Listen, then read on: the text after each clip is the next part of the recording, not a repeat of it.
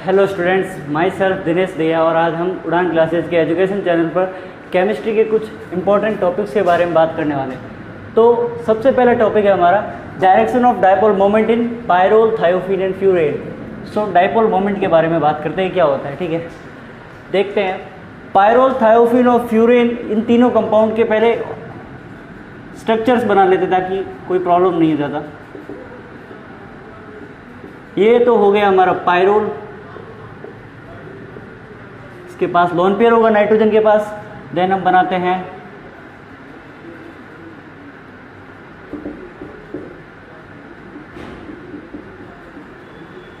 Thiophene.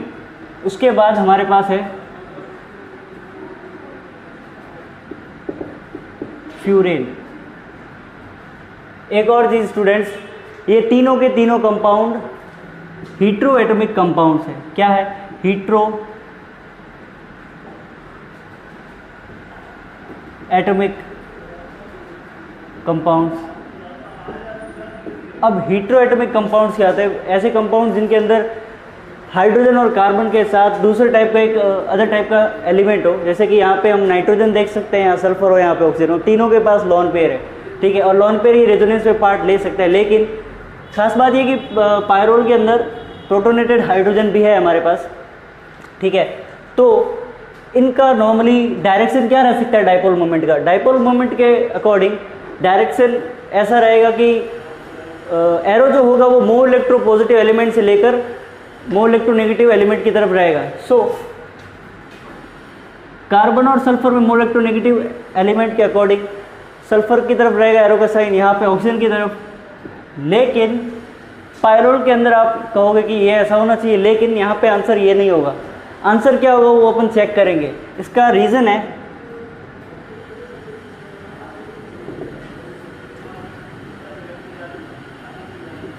Resonating structure of pyrrole. Resonating structure के बारे में आप जानते ही होंगे। ठीक है, तो पायरोल की रेजोनेटिंग स्ट्रक्चर्स के बारे में बात करते हैं। फर्स्ट ऑफ ऑल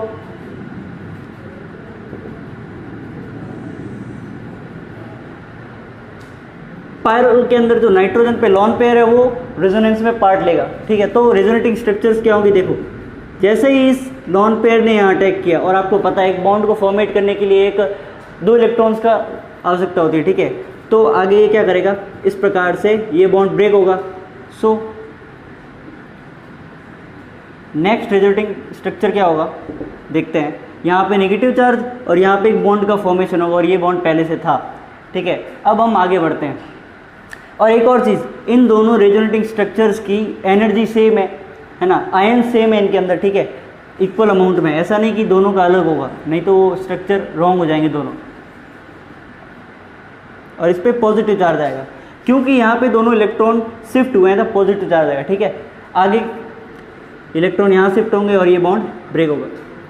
सो एक बॉन्ड यहाँ फॉर्मेट हो चुका है, यहाँ पे एक बॉन्ड पहले से था और ये बॉन्ड ब्रेक हुआ तो नेगेटिव, यहाँ पे पॉजिटिव था और हाइड्रोजन पहले से। आगे इसका स्ट्रक्चर क्या होगा?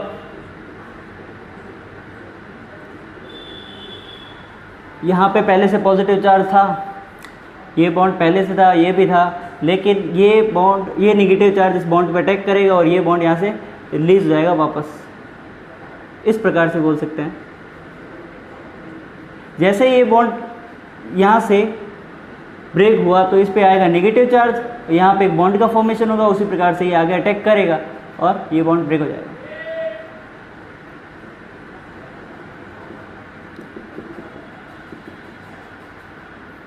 ये नेगेटिव चार्ज, ये बॉन्ड का फॉर्मेशन, ये बॉन्ड पहले से था, अब ये नेगेटिव चार्ज यहाँ अटैक करेगा और फाइनली ये बॉन्ड ब्रेक हो जाएगा। ये बॉन्ड ब्रेक होने से यहाँ पे न्यूट्रल हो जाएगा और एक नेगेटिव चार्ज या फिर लॉन पेयर को अपन नाइट्रोजन पे शो कर सकते हैं। ठीक है, so final structure will be,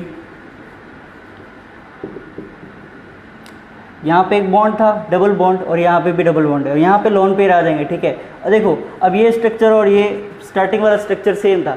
ठीक है, तो ये पायरोल के रेजोनेटिंग स्ट्रक्चर्स है। ठीक है, इनके अकॉर्डिंग अपन देख सकते हैं कि जो पॉजिटिव चार्ज है वो पॉजिटिव चार्ज किस कौन से एलिमेंट पे या कौन से पे? नाइट्रोजन पे। ठीक है, सो हम कह सकते हैं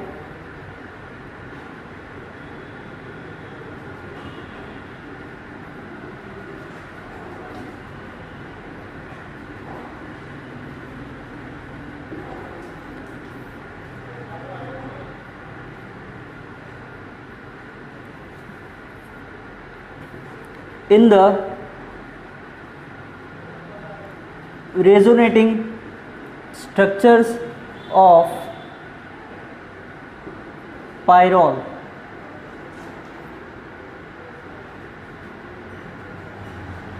the positive charge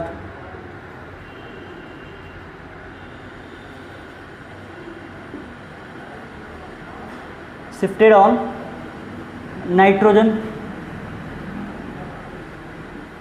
एटम। ठीक है, नाइट्रोजन एटम पे पॉजिटिव चार्ज शिफ्ट होगा और उसके पास एक हाइड्रोजन भी है। ठीक है, पॉजिटिव चार्ज शिफ्ट होने से इसके जो भी डाइपोल मोमेंट का डायरेक्शन रहेगा वो ऐसा ना होकर चेंज होगा। तो हम यहाँ पे इसके डाइपोल मोमेंट के डायरेक्शन को शो करते हैं, जो कि इस प्रकार से होगा, एरो का साइन ऊपर की तरफ होगा। ठीक है, एक्सेप्शनली रीजन बता दिया है हमने यहाँ पे इसका। ठीक है, टॉपिक है स्टेबिलिटी ऑफ कार्बोकेटाइन। कार्बोकेटाइन की स्टेबिलिटी कैसे चेक कर सकते हैं, इसके लिए एक मेजर आपके पास ऑर्डर होगा जिसके थ्रू आप चेक कर सकते हो कि इसका प्रायोरिटी ऑर्डर या फिर स्टेबिलिटी का ऑर्डर क्या हो सकता है। ठीक है, सो ऑर्डर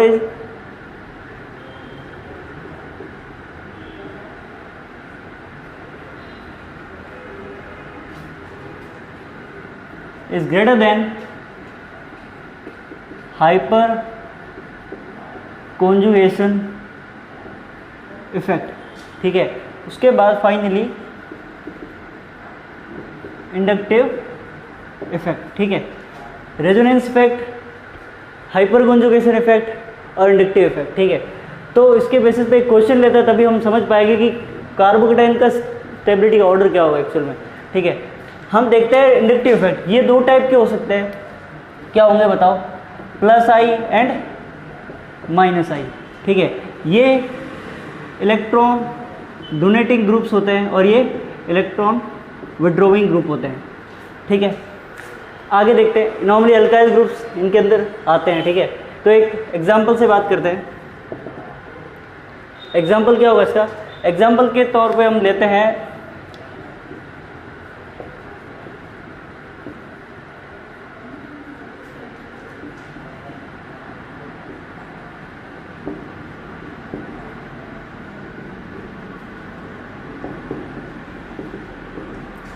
फाइनली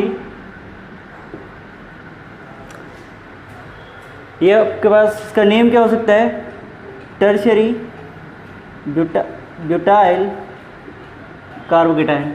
ये 2 डिग्री है तो सेकेंडरी प्रोपाइल कार्बोकेटाइन,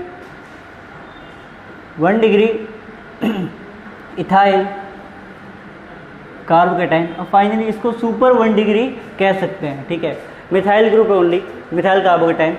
अब हम देख सकते हैं यहाँ पे कि जो मिथाइल ग्रुप्स हैं ये अल्काइल ग्रुप है। ठीक है, अल्काइल ग्रुप के रूप में हम ये देख सकते हैं कि ये प्लस आई इफेक्ट को शो करते हैं। कौन सा इफेक्ट, प्लस आई इफेक्ट, जो कि इलेक्ट्रॉन डोनेटिंग ग्रुप वाला इफेक्ट होता है। ठीक है, इसके थ्रू क्या करता है कि ये जो ग्रुप्स होते हैं वो कार्बन की तरफ अपनी इलेक्ट्रॉन डेंसिटी को शिफ्ट करते हैं। ठीक है, इस प्रकार से यहाँ पे भी हम शो कर सकते हैं, यहाँ भी finally more than electron density वाला कार्बन कौन सा होगा, यही होगा, देन ये और फाइनली ये। ठीक है, लेकिन उससे पहले यहाँ पे ना तो हम रिजोनेंस शो कर सकते हैं ना ही इंडक्टिव इफेक्ट। हाँ, इंडक्टिव इफेक्ट के कुछ एग्जाम्पल हम देख सकते हैं यहाँ पे, हाइपर कॉन्जुगेशन।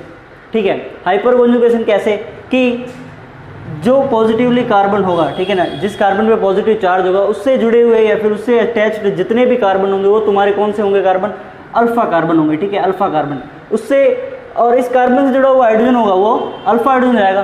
तो हम टोटल करते हैं कि यहाँ पे कितने अल्फा हाइड्रोजन है, आप गिन सकते हो 9 अल्फा हाइड्रोजन,